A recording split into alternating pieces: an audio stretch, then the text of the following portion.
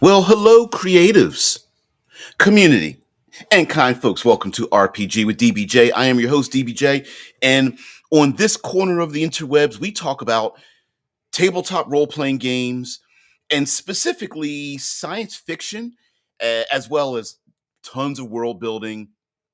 And of course, we love to hit ourselves some. Uh, uh, Science fiction movies, television shows, novelizations, graphic novels, that sort of thing. So yeah, just bear with us a little bit. So um please join us here live 6 a.m. Eastern Standard Time if you don't mind, and join in the conversation. So one of the prompts that I thought we could have some fun with when it comes to world building is the Fermi Paradox for science fiction.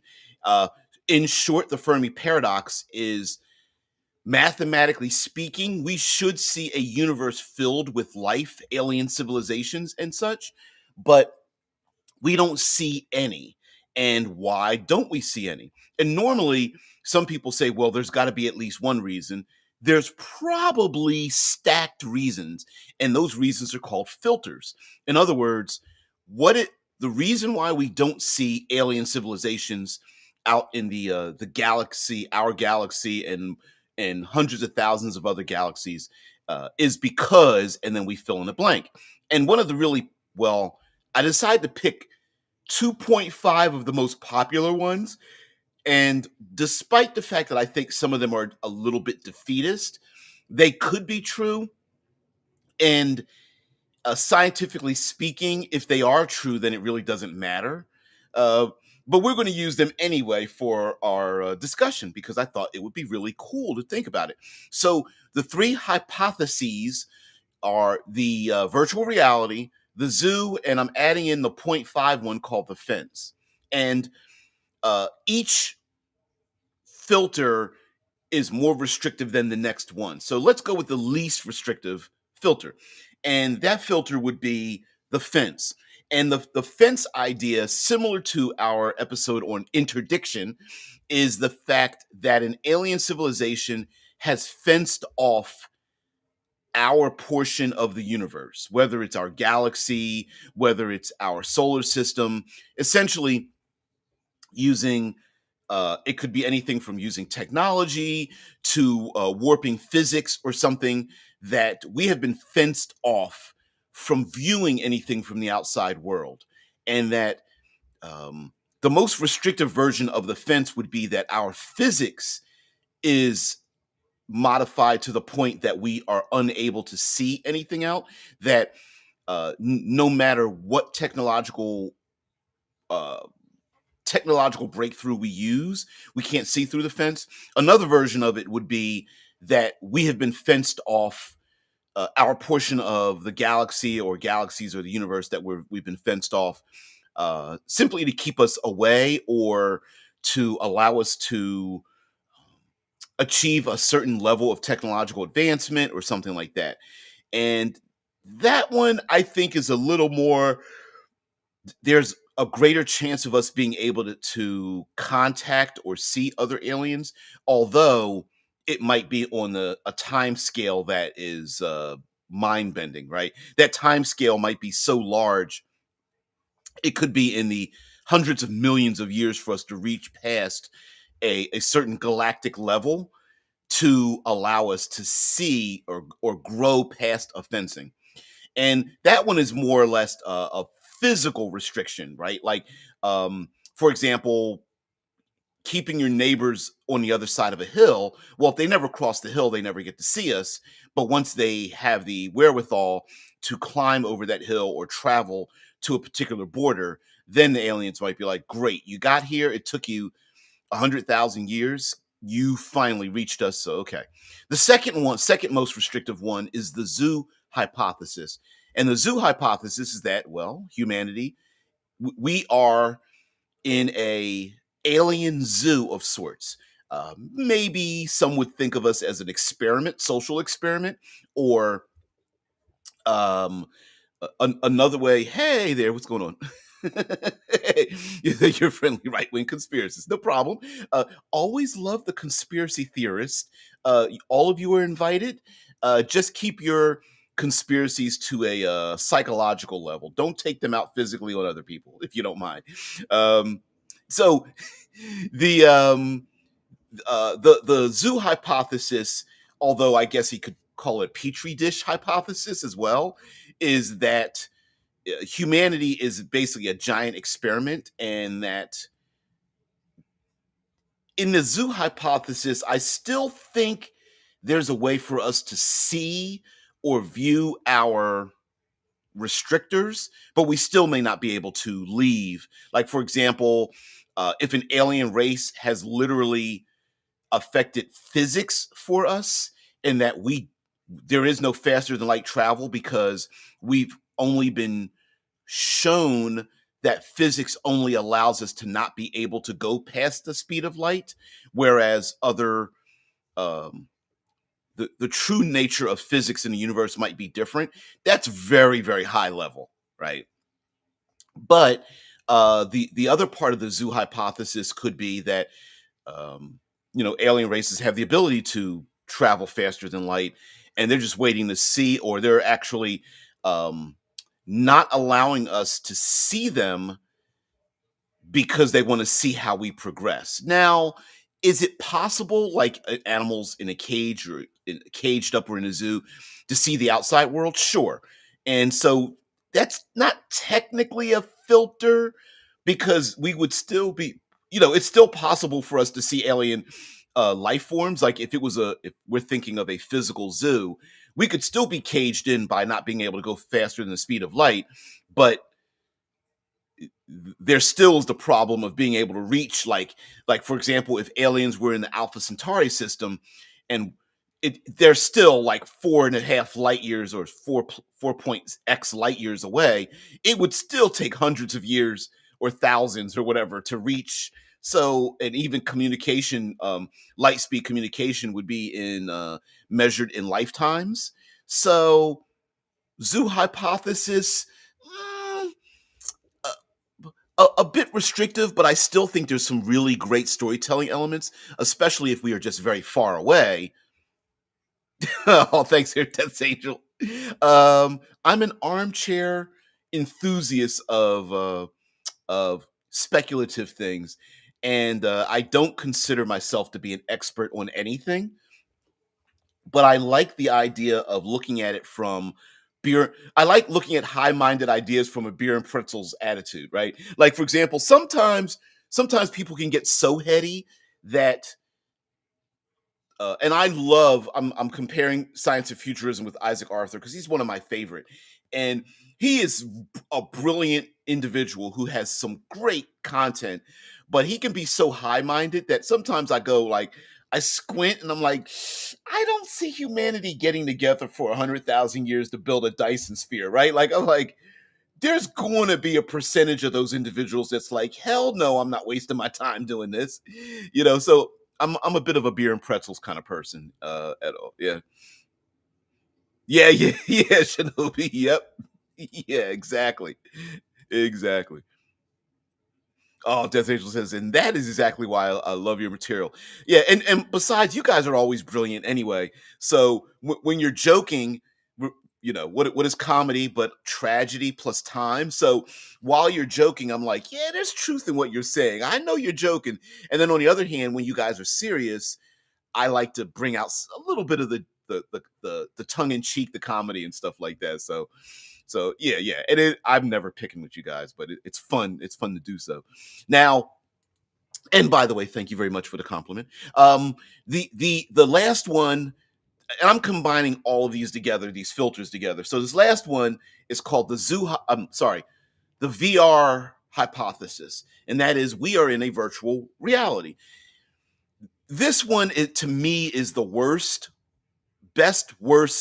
example of the Fermi paradox, because if we as humanity are living in a virtual reality, then there's no point in searching for alien life because the creators of the virtual reality could just not allow us to ever pierce the veil.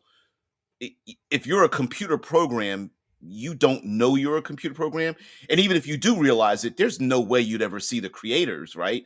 Like there isn't a one-to-one physical representation of your creators if you are plugged into or created as a program inside of a virtual reality. So it's a little bit defeatist to me because that's kind of like, well, damn it, we'll never see aliens kind of thing, right? But the other part of it is of a virtual reality. It's like, well, then that means the aliens created all of our rules, which really means that you can only go so far to understand your world till you're just programmed to understand what you've been programmed to understand, which brings about, like, is it fate or fortune, or or is it a deterministic universe? And I think it's a little bit defeatist. Now, mind you, we're still going to use that for world building, but this particular Fermi paradox does, while it could be true, also means that there's a bit of an impossibility of breaking out of that filter and getting through it. Now, all of these, the VR, the zoo, the fence, is created by an advanced civilization, or the idea would be behind advanced civilizations or something, as if to say, well, for humanity and other alien races, we're not we're looking at you, but you can't see us, or we're looking at you, you need to watch out because you're really not never going to contact us until we say it's possible. And that means that that alien civilization, or civilizations, would be on such a high level that even if we could contact them, it might be Lovecraftian, like eldritch horror level, like, you guys thinking of fifth dimensionality. Yeah. Yeah, Dead Man says the Matrix paradox as well. Yep, it's called that. The VR paradox. And it's like, oh, so you're in a virtual reality, which means you could never really realize you're in a virtual reality, which also means, would another species, like, if you made a program, would you ever tell your program that they're in a program in the first place? Because you could always program it so that they would never know that they're in a program, right? Unless, like, Chat GPT one day goes, I just realized I'm a computer program. What do you guys look like and where are you at? Right? Like, it might be that kind of thing. Oh, thanks there, Tess Angel's like, yeah. Tyson's, not to mention you are, and my dad was, a letter carrier, and, well, mad respect for that. Well, thank you very much. 3.5 years, three and a half before I retire. Yeah, I started early in federal government, and 92, something like 92, I believe. Anyway, yeah.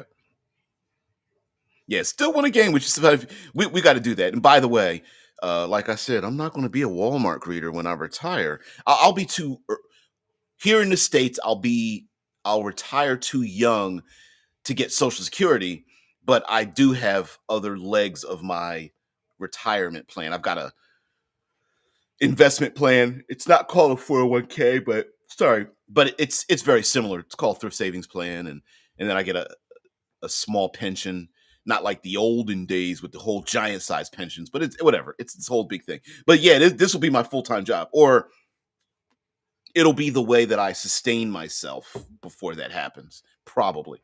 And I'll be able to game when I want, as I want, and how I want. Which is now I'm doing my old man thing. A bunch of young folk. So, world building. Let's get into our world building feature here. Combine it. Yep, TSP, thrift savings plan. Government not funded. What would be the way to? Yeah, I saw that. I saw that. Shadow. Um, it's government protected investment plan rather than funded. Although they do a matching 5% match, which I just don't understand why people just don't do that. But anyway, let's see. Zoo hypo hypo zoo hypothesis. The zoo hypothesis speculates on the assumed behavior and existence of technologically advanced extraterrestrial life and the reasons they refrain from contacting us. And I think in a like, yeah, 403b. I know there's 401k. There's a one saving for children's education, 50 something. There's a bunch of different ones. I can't remember. You got me squirreled. Oh shit. All right, so um, the virtual reality, the zoo, and the fence for world building. All right, now yes, scientifically, does it break the boundaries of, say, hard science fiction? Yes, it does. It really does. But I would dare say it may be interesting for world building for the players to be on the outside looking in. So if the players are agents of a program, militarization, civilization, or something. Yeah, thanks, there, Tessa. Squirrel. What? You know how it goes. That the players are operating a or policing a virtual reality that they have to delve into because of other people. I think that would be pretty interesting as well. Meaning, like, the players are the zookeepers, the players are the ones who fence in others, the players are the virtual reality programmers or at least policers. Now, oh, you're right there. He says, I'm ripe with ADD. You're ripe. That's sorry. I'm getting a visual image of like someone having a basket of fruit, but each one of those fruits are like a distraction. Just taking a bite out of each one randomly.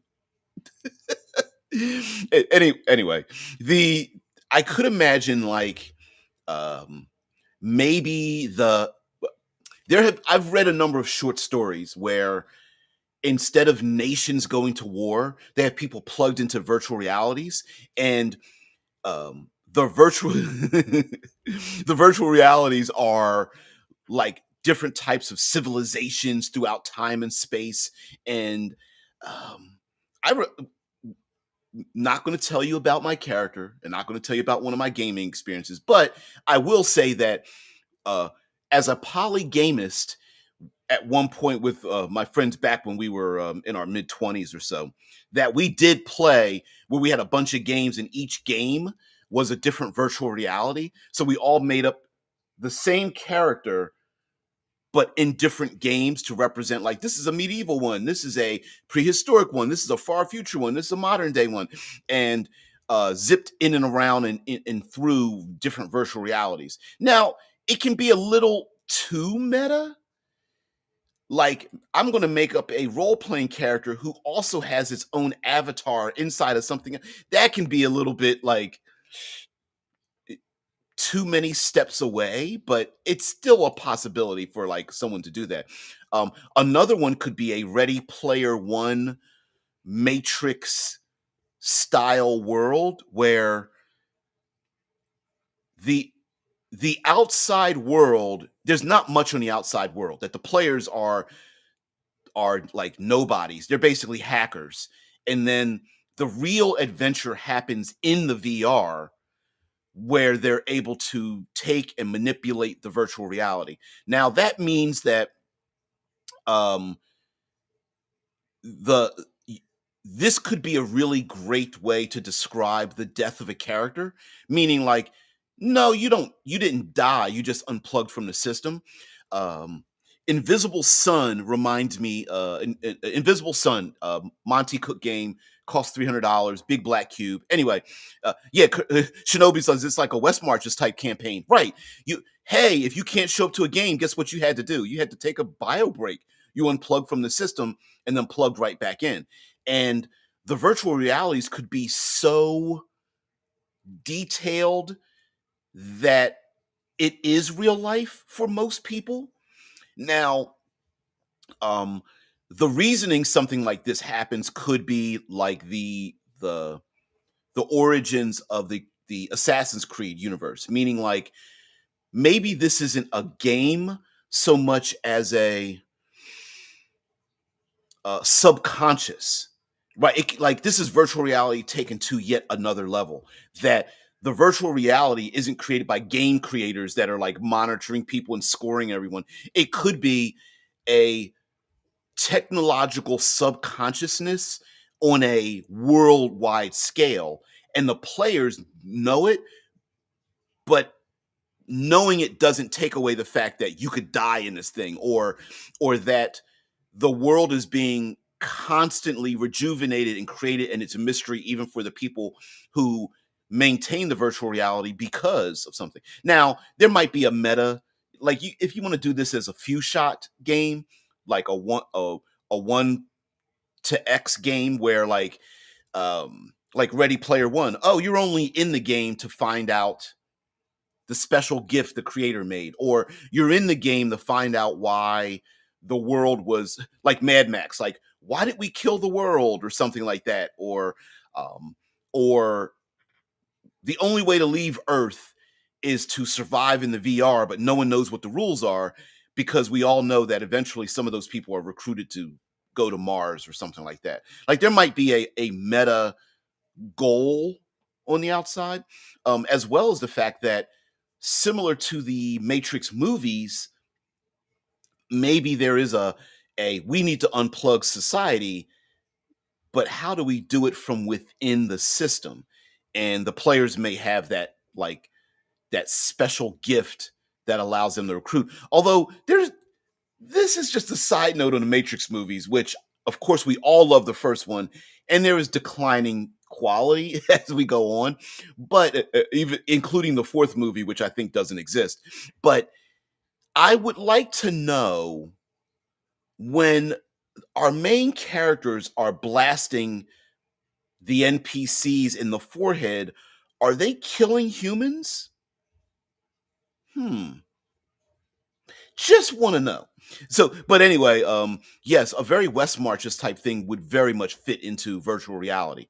Now, the zoo version of world building, humanity can't leave because you're being watched like you're just subjects of anal probing and things like that from an alien species or something. That one, I think, would either there's a couple ways to do this. Now, for hard science fiction, doesn't quite fit, but I could see a you've been abducted to another place, or um, there are aliens who are bound and determined to abduct humanity, and the player characters just happen to be those humans that escaped from the abduction. Now, of course, it could be aliens sending probes down to Earth, or even in our own solar system, and the players realize that the probing, and when I say probing, like there could be agents of the aliens or something like that, that it is finding out who they are, where they came from, and then following them back outside the zoo. Now, how the zoo is created, I don't know. For Of course, for super high level advanced civilization, they could be monitoring and affecting literally the physics of the world. So we literally cannot see past any of any other life because they are bending light, or they have us on a different time scale, or they limited our universe to only 3 dimensions and we can't see into a fourth one. Now that's way high pie in the sky kind of thing, but it would be pretty interesting for us humans to find other beings that are also in the zoo, and then going like, wait a minute, they have us captured, let's get the hell out of here, and like breaking out of the zoo. And what does that look like? Does that mean going through a wormhole? um is it is there a physical veil that we have to be able to visualize? Maybe there's something happening on Earth, like the reason more and more people have been suffering from neurodivergence. Well, maybe it's not neural divergence. Maybe it's their subconscious picking up on why we've been blocked from seeing some things, and maybe those people are seeing it. Shadows is, yeah. Is that not like the Githyanki and Githziri? Yeah, from Dungeons and Dragons. Yeah, I would say that. Yeah, like because even let's see if I can get this, if I can understand this correctly. Some of the headcanon. So I know I'm going to butcher this. If I'm not mistaken, the Mind Flayers enslaved the Githyanki, and in return, I believe the Githyanki, did they not enslave the Githziri, or were they a divergent? Did the Githziri go off and try to become pacifists, and the Githyanki become warlike, if I'm not mistaken? And then the time scales were different because time works differently in the astral plane than it does on a material plane, something like that. Yeah, it could be that. Um, Also, the last filter, which is the fencing, which could be like, hey, not only can you not see us as an alien race, but honestly, we're all limited by the speed of light anyway. So we don't.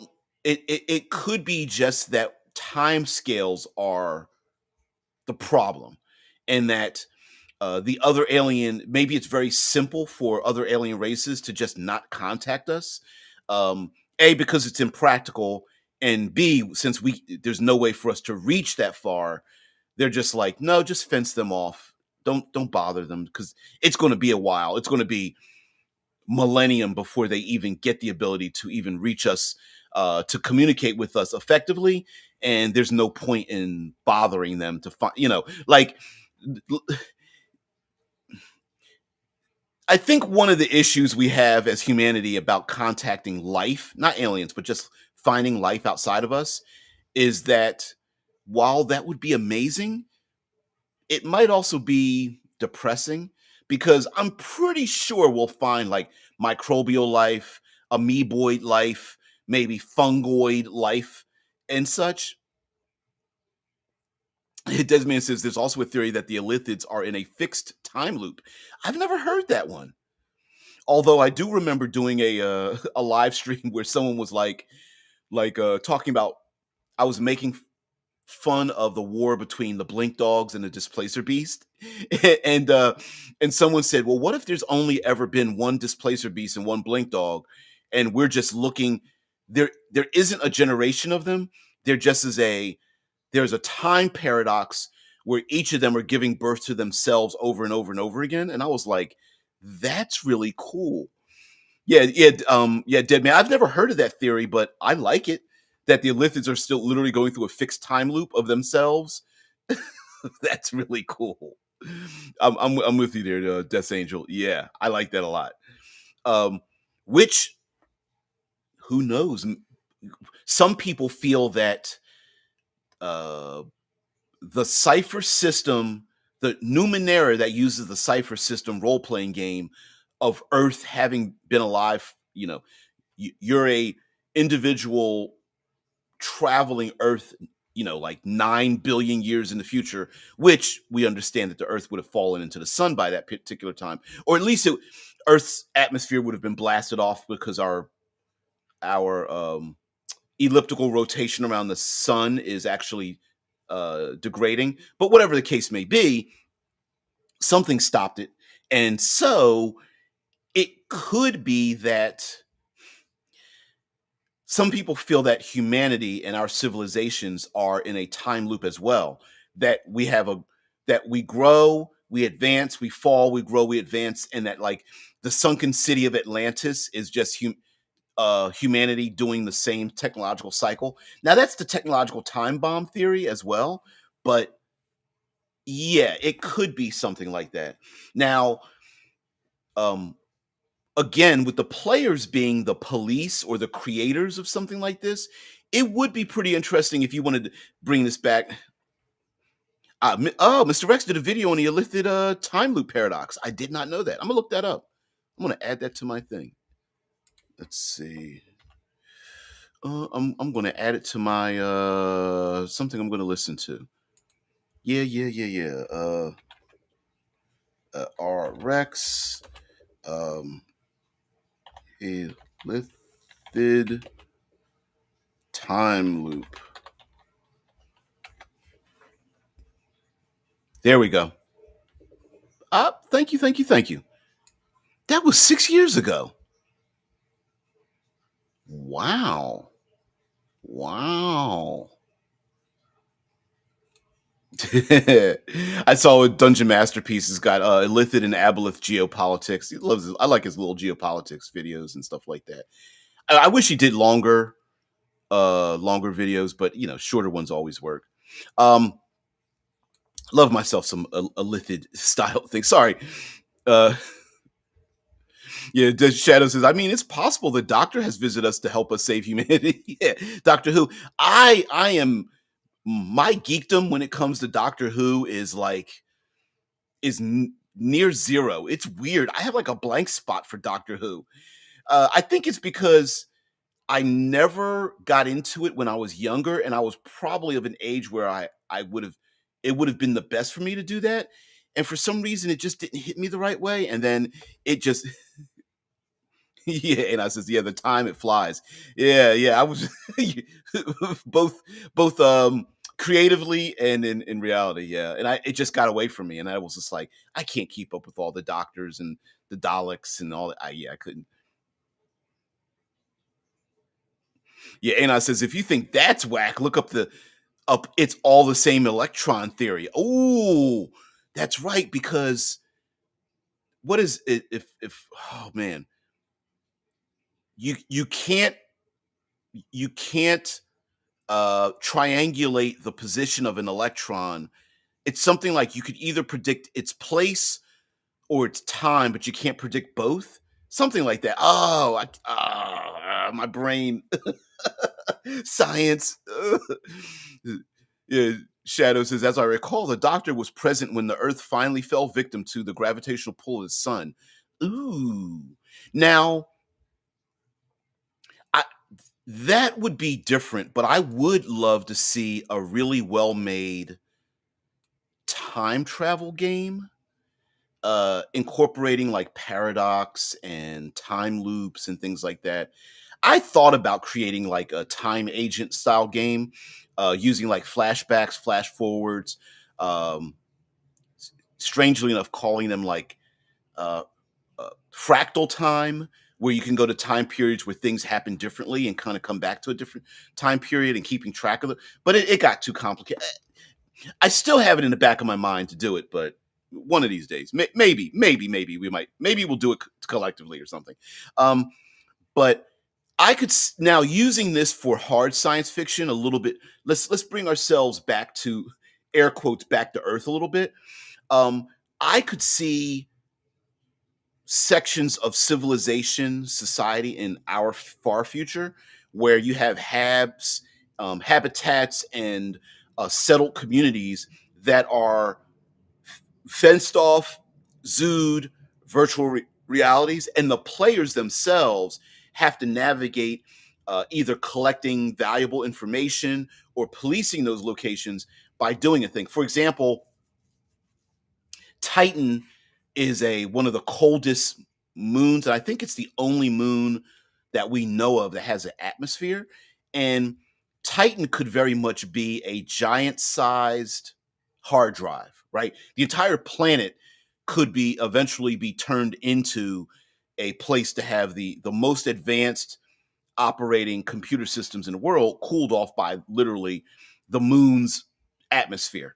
And people could live there and plug themselves or be downloaded as digital information into these VR worlds. And maybe the player character, yeah, yeah, it is true. Yeah, wiggly wobbly, timey wimey. Yep. Yeah, yeah. It's unfortunate. Yeah. Um, but me, I like the exciting stuff. Like I can imagine characters having the ability to like stop time temporarily. Like let's say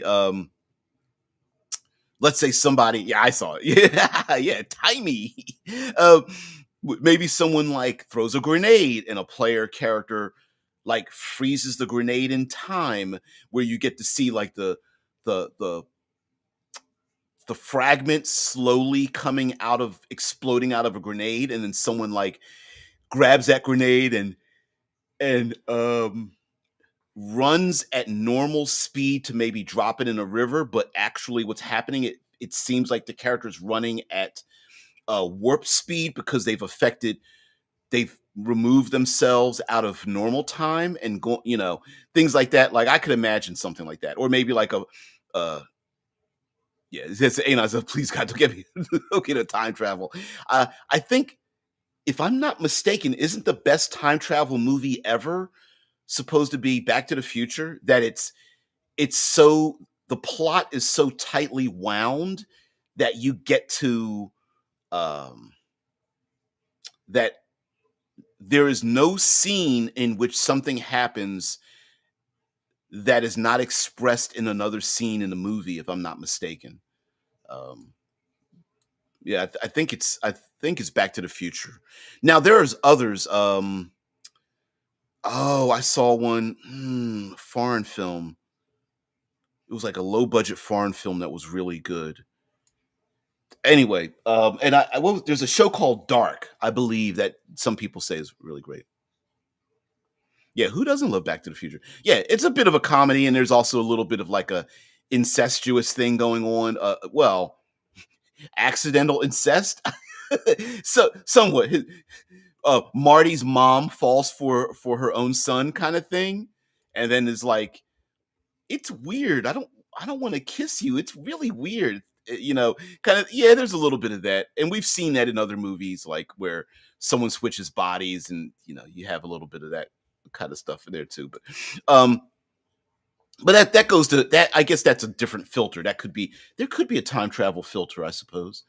But I like the idea of players being agents that either go to other locations and have to go into VR worlds. They are the agents that police the VR worlds, especially if it's something like um, imagine a VR world that is supposed to maybe help society ascend to a different level, but there could be other dark agents that are trying to either steal the information for themselves or prevent the program from working.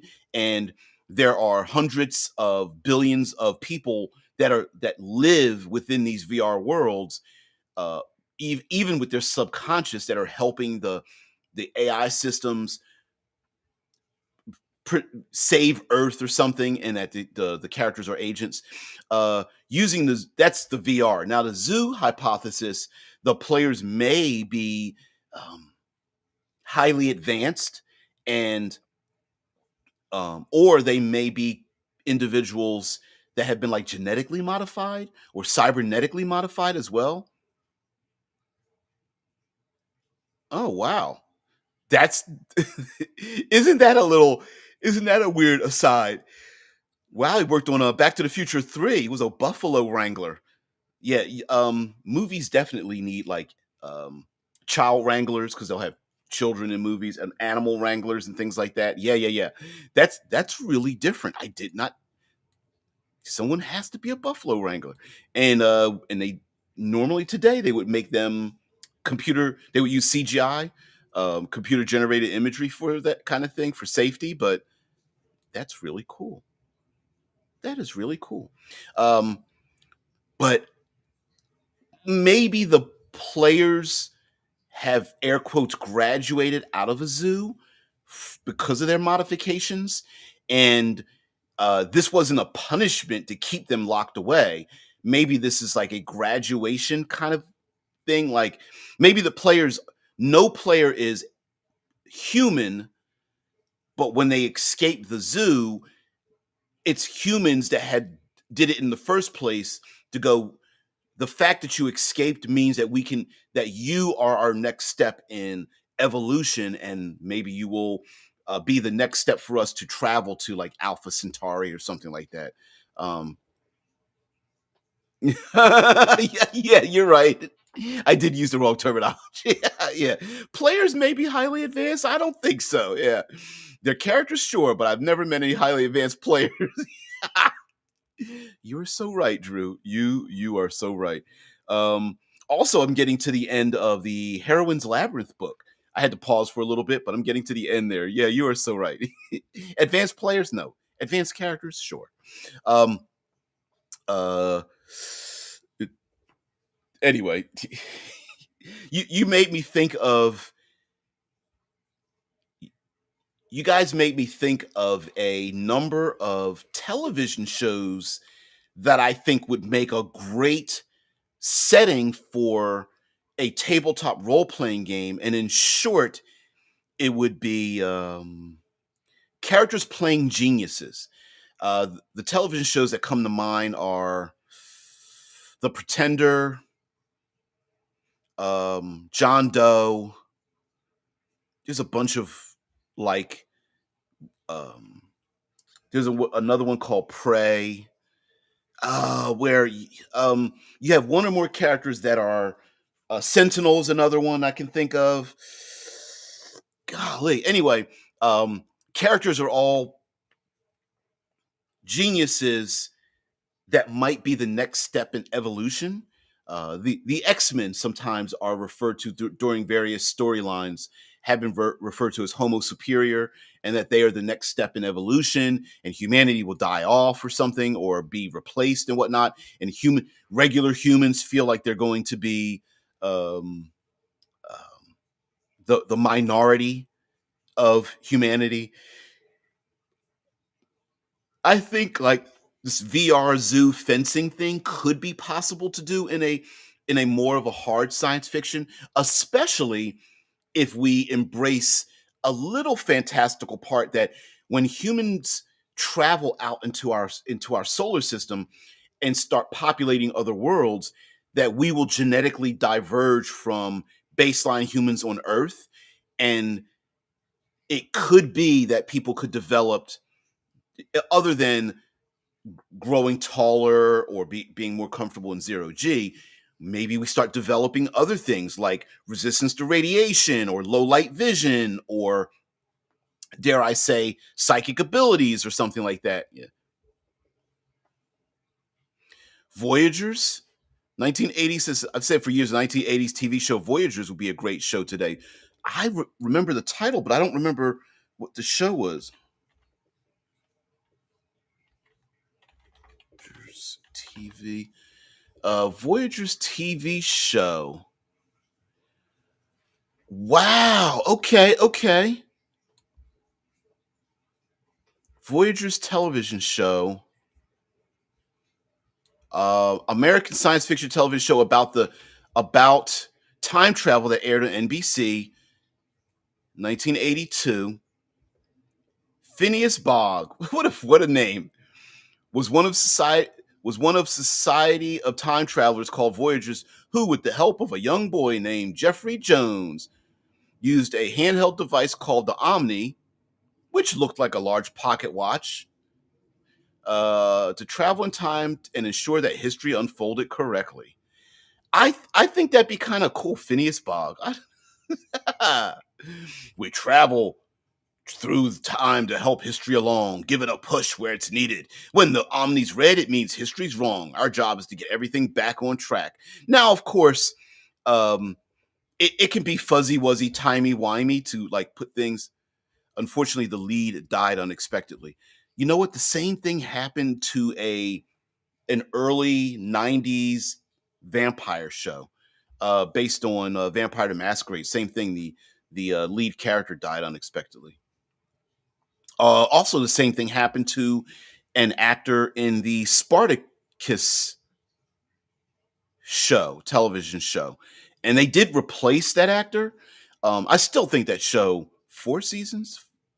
I think it went, Spartacus. But anyway, another excellent show, to be honest with you, and where the actress died unexpectedly. But yeah, I think it would be really cool, especially if yeah, Kindred the Embrace. Thank you there, Devin. Wow. Yeah, pulling that out. I knew it was Kindred something. It was like Kindred colon, because that was the time when the vampire games all had the colons in them. It was like something colon something of the something, right? It was a bunch of colon television shows. But yeah, the idea that the players maybe are, have a capability or are susceptible to or are agents of something that everybody else does not know of would be rather cool. I think that idea would be cool. I mean, even if it means like maybe the players are living through historical VR worlds. So you could actually include time travel in a hard sci-fi thing because humanity needs to learn from the past to do something in the future and learning from our past. Or maybe the game is just historic cosplay of like Ren fairing, but it's done VR. That's also a possibility as well. But going back to the West Marches idea, I like the idea of like, well, why a reason why a player isn't there is because they unplug from the VR and their character died, air quotes died, and just got deleted. And now they have to have another character come into the game. I like it. I like it. Hell, if someone looks at the characters like, did your skins change? And like, yeah, I tried on something new. What a great way to have like, well, I modified my character a little bit differently, right? Now that can get a little bit too hokey because once you get into like I can adjust the programming, then there comes a point at which you there's nothing you can't do by affecting the programming. So it says, well, I mean, you can always look at Buffy. You mean like Buffy the Vampire Slayer? Oh, I remember. Yes. So what Shadow is mentioning about Buffy is there's a season of Buffy the Vampire Slayer. So Buffy did not have a sister until like season 4 or 5 or something like that. And the season begins, well, like I don't know which season it is, but I'm going to pick a random season and I'm not going to look it up. So, like at the end of season 3, she wakes up and there's like a knock at the door and there's a knock at the door and her sister comes in and everybody that was fans of the show was like, what the fuck? Like, wait a minute, she doesn't have a sister." And the next season starts with her and her sister and a mom and blah blah blah, and everyone's like, "I don't understand what's going on." Yep, and then you come to find out, yes, come to find out that it the reality was adjusted because Dawn was the key to like the Hellmouth or something like that, and opening up a world to whatever. And she was a living version of that, like a talisman or whatever. Yeah. Deadman says if Kindred the Embrace was successful, we may have also seen a Shifter the Wild involving werewolves. I did not know that. Shifter the Wild. I did not know that. Now, mind you, we did get a bunch of like werewolf uh um mage, witch, warlock, ghost, werewolf, vampire, even mummy styled shows after that. The success, air quote success of the show and such. But so we have a lot of those like young adult ish or um hell, Dark Shadows was a television soap opera that took advantage of that. So very much so, very much like that. I could also see like VR slash what the hell? I could also see VR and zoo and fencing hypotheses being a thing, especially if they are being trained to do something.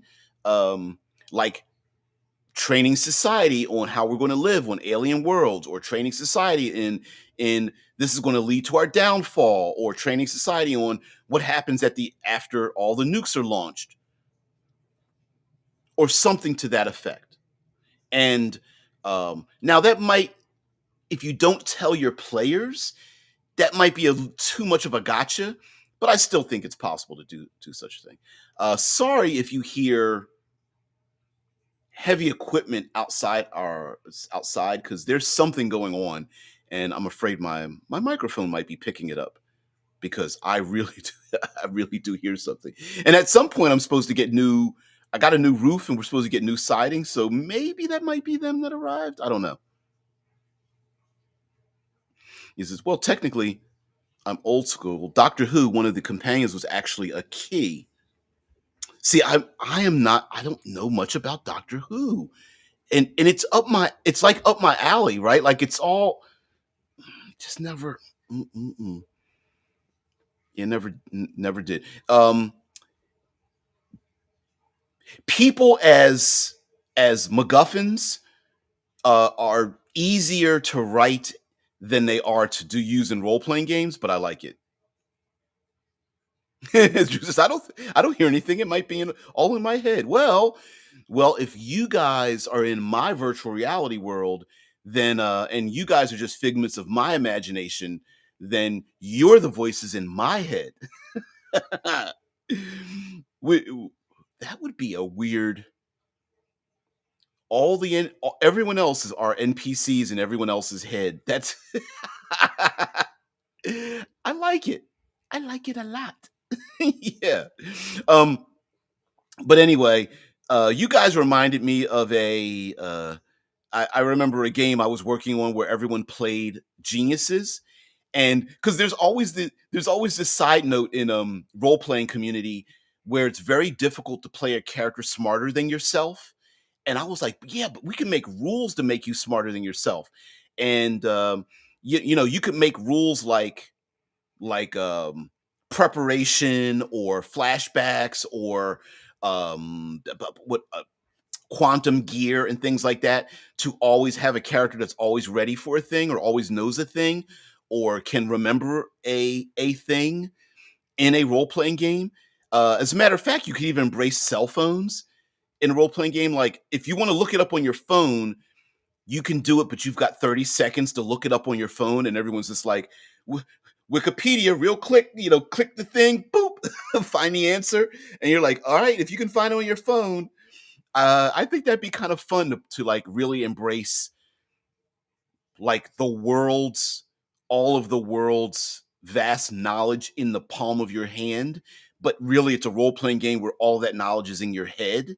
And, you know, you could say something like the police arrested you, and you go, well, I've got the perfect don't worry, guys. In my back pocket, I have two chemicals I can mix together to melt the bars of the jail cell that we're in.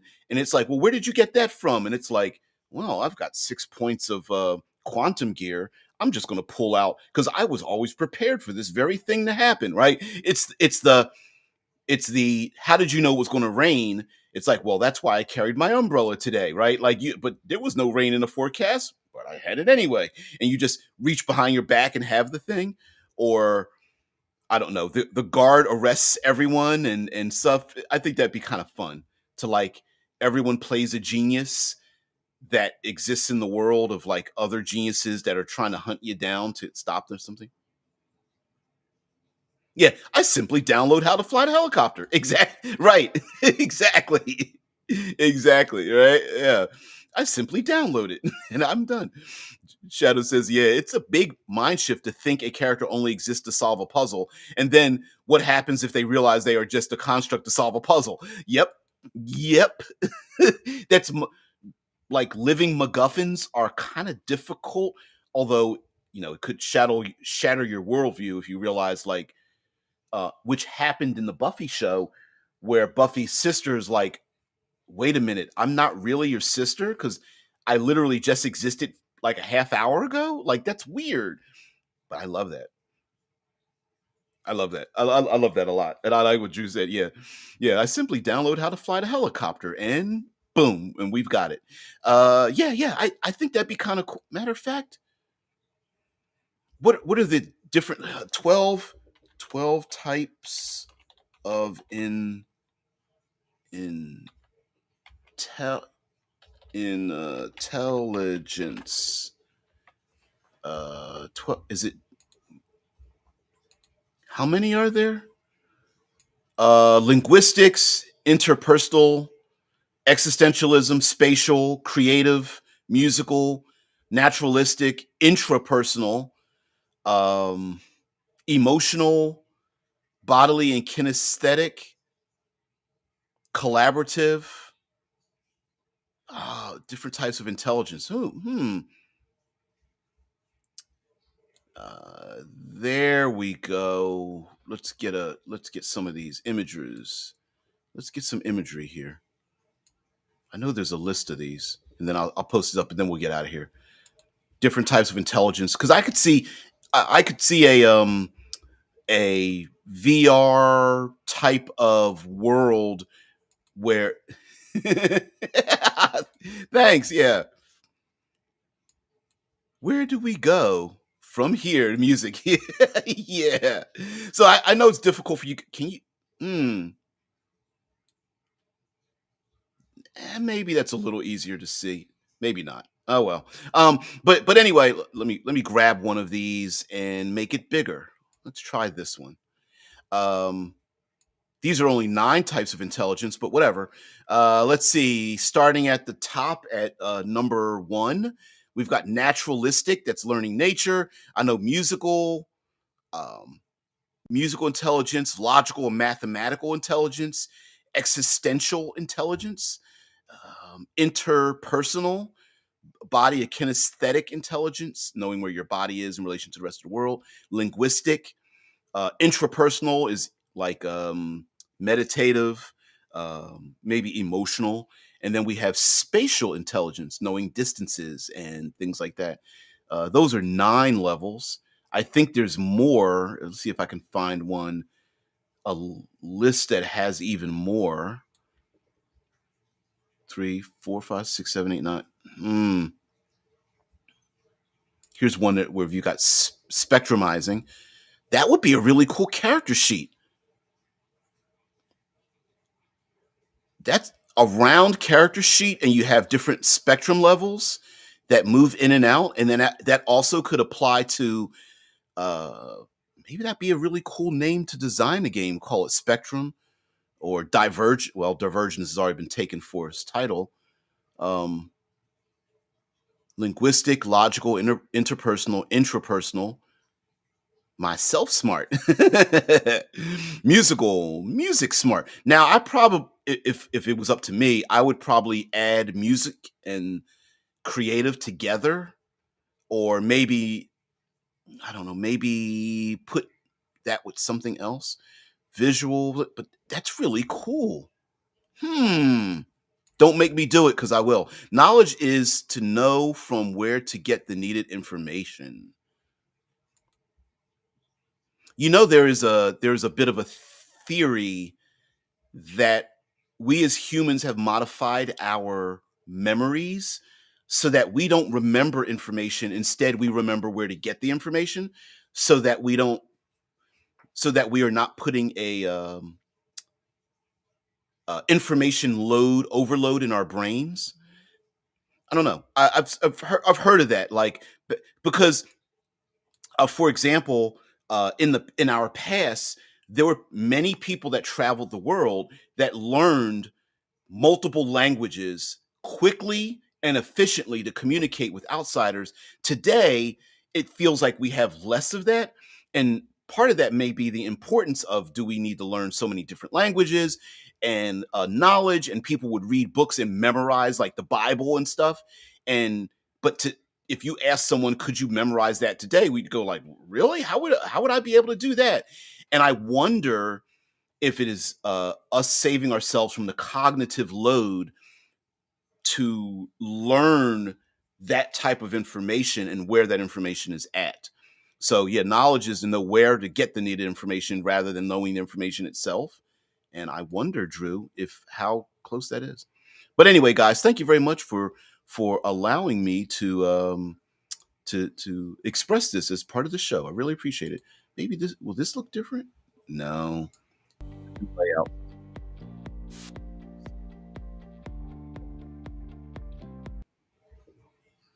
There we go. Sorry, sorry. That's really bizarre. That was a really bizarre, like a 5-minute countdown or something. That was really bizarre. Actually, I want to know what that looks like now that I clicked it. Now I want to see what that looks like because I never know what some other stuff, and it's like, spend extra time directing your audience to just one huh, platform. To get started, first, wow. create your account, Oh, multiple it's tabs a open, or restream. downloading anything. There's like it's a restream ad or something External like that. copyright Okay, systems. I see. Oh, well, thank you there, restreamer. I did not know what that was. I was like, You 5 can minutes. What the hell is that? Anyway, guys, thank you very much for being part of the show. Thank you very much for letting me get a bit squirrely and whatnot. Um, and thank you very much for using your valuable time to spend it with me. I really appreciate it. Um, Thank you, thank you, thank you. Also, if you guys have any ideas or things you'd like to delve into, please don't hesitate to drop them in the chat if you'd like. For some reason, the comments that I receive on my videos, I'm not getting them forwarded to me. I have to like delve down deep into to even find them to have them come up. I'm a little pissed off at YouTube. Thanks, YouTube, but that's probably because I don't have very many subscribers. But we'll figure out how to change that at some point in the future. But guys, anyway, thank you very much for being part of the show. I really appreciate it. Thank you very much for being here. I will take you out on a on a countdown. Don't worry about the countdown. The show is not restarting. It will be ending. So guys, have a great one. I'll see you later. Peace and tranquility. Bye.